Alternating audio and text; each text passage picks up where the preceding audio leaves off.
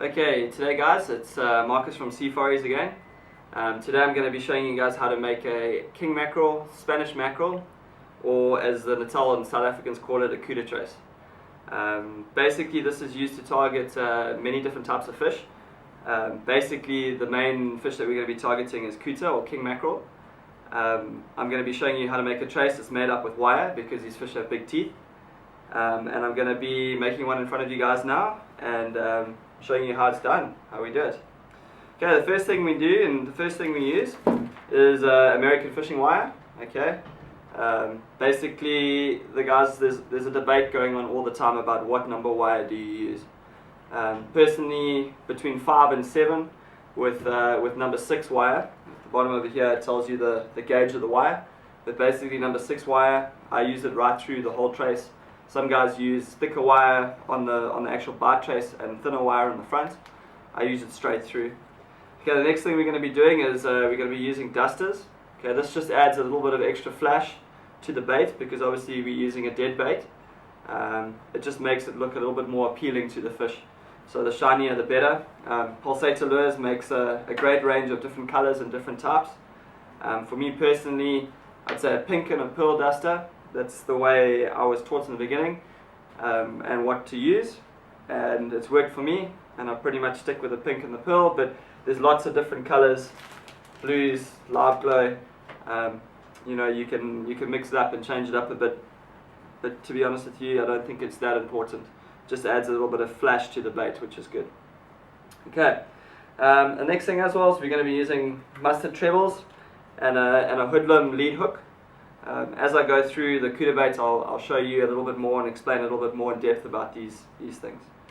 Okay, the first thing I'm going to do is I'm going to make the lead wire. So basically, I'm unraveling a bit of this American fishing wire.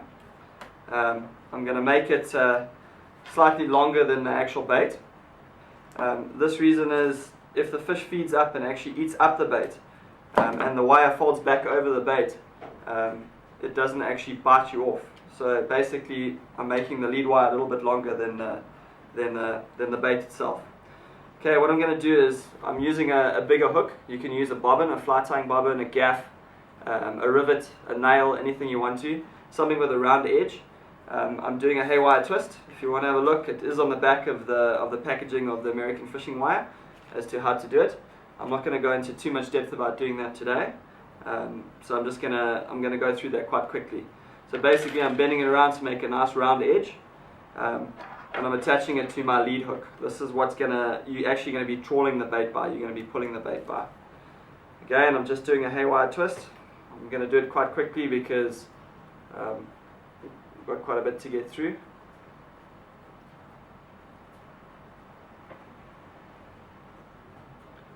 So there's my haywire twist. That's my lead hook, and then I put my duster onto my lead wire. That adds the flash in front of the bait. So that goes through there, and then on the front of that, another haywire twist, and I'm attaching a power saw. Power saws are a great product. It's nice and small, doesn't create any bubble trail in the water, and the fish can't see it so well. These things break at a ridiculous breaking strain, and I've never ever had one break on me. They're made in Japan. Again, power saws, great product, really good to use. Okay, again, haywire twist just to finish it off on the front here.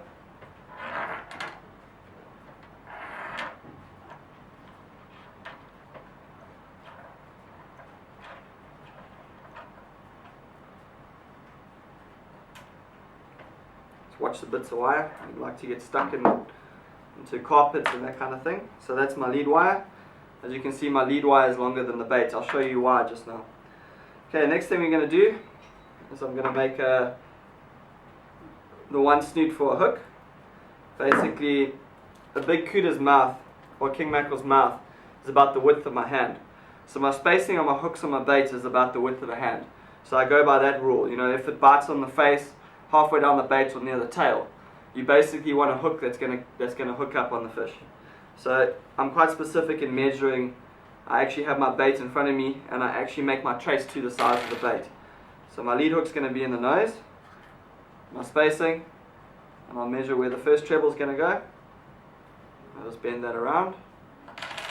Basically that's my first one. Again, you know, talking about the trebles, there's a lot of different trebles on the market. Mustard make a great product. You must just be careful when buying it that you want to buy at least a 3 extra strong. If you have a look on the packaging, it tells you, it says 3 extra strong. That's the minimum you want. You actually want something stronger than that. You want a 3x to the strongest treble they make is a 6x. Basically that's the strength of the hook and the thickness, the diameter of the hook. So it actually makes it stronger. It doesn't open, doesn't bend open. Again, I'm just doing my haywire twist here. So this is going to be my short treble.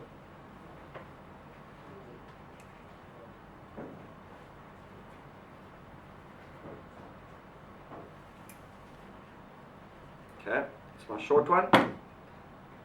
So I'm going to put one side, and then I'm going to have a longer snoot with a longer treble.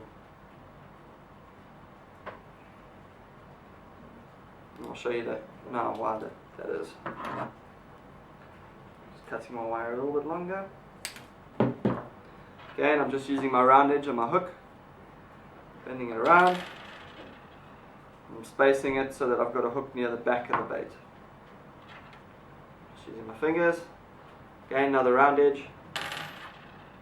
Obviously, if you're using a bigger bait, you can use a bigger treble. This is a size 4. That's what we most normally use, is a size 4 and a size 2 treble. For like bonnies and that kind of thing, you can go right up to like a size 1, even a 1/0 treble if need be. And again, you can put more than one treble in line down the bait. Okay, there's my haywire twist. And I have my 2 treble snoots. Okay, now basically I'm going to attach this to the lead wire, to my lead hook. This is what actually pulls the bait with it. Again, this is another product by Pulsator. They actually come made up, some of them are wrapped in vinyl, some of them are not. It's a bait swimmer. What it does is it actually keels the bait. So you can buy these things, they are available if need be. Otherwise you can just use a normal a normal hoodlum, which is your normal hook. Again, this hook's not that important, you're literally just pulling the bait by it. But this is a very strong hook, a very good hook. Okay, so what I'm going to do is I'm going to attach the one snoot on the one side of the lead hook. So it goes through like this. That's the long snoot. Again, haywire twist that off.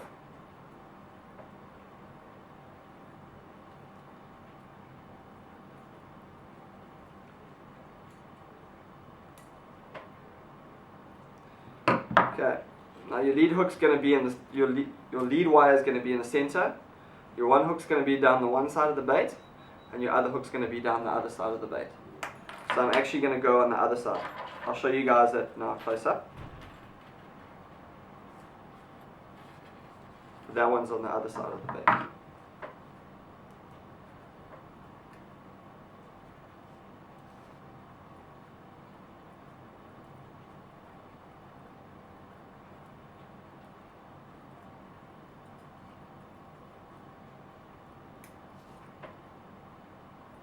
Okay, and that's my Couta trace done. Let me just show you this close up. Basically, you've got your lead wire, you've got your center bait swimmer, and your lead hook, and you've got one treble on the one side, other treble on the other side. I'll show you this now when you're rigging the bait. Basically, you take your mackerel. This is a slimy mackerel. Your lead hook goes through the center of the bottom jaw, around the bottom jaw bone, and right out the center of the nose. So basically like that. It's dead center. Okay. And basically what I did is, as I said, the one treble goes on the one side, and I just hook it into the bait like that, and the other treble goes down the other side, I'll hook it into the bait. And then the lead wire, that's what's attached to your line. So you can see there that basically that's how you're pulling the bait by.